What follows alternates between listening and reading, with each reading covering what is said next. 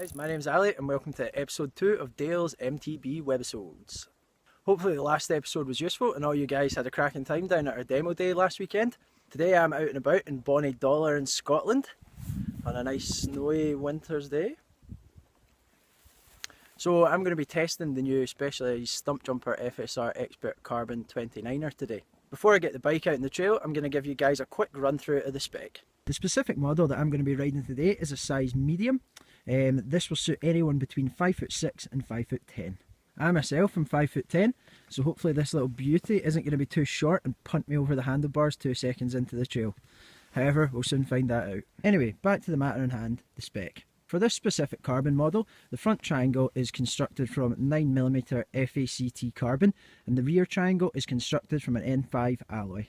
This bike is kitted out with a RockShox Monarch RT3 rear shock, which you can just see here. Now this shock has auto sag on it. It also has 3-position compression and gives the bike 135mm of rear travel. Up front on the bike we have a set of RockShox Pike Solo Airs.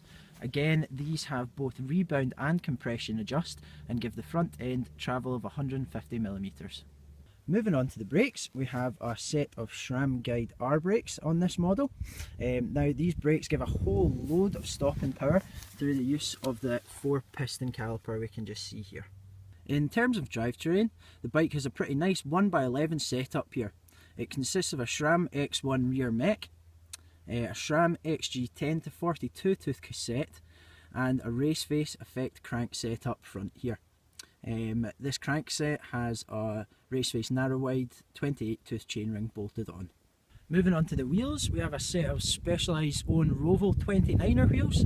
Now both these wheels come standard with tubes in them, however the rims and the tyres are tubeless ready. Wrapped around the front wheel here we have a Specilaized Butcher 2.3 inch. Wrapped around the rear wheel is a Specilaized Slaughter.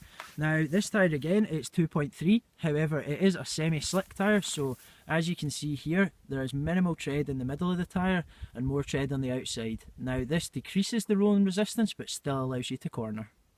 In terms of controls, this bike comes spec'd with Specialized's own trail bar and stem setup. Now in this day and age the majority of trail bikes come with dropper posts and this one is no different. It's kitted out with Specialized's own command post. I would probably say that's plenty of me chatting away about the bike.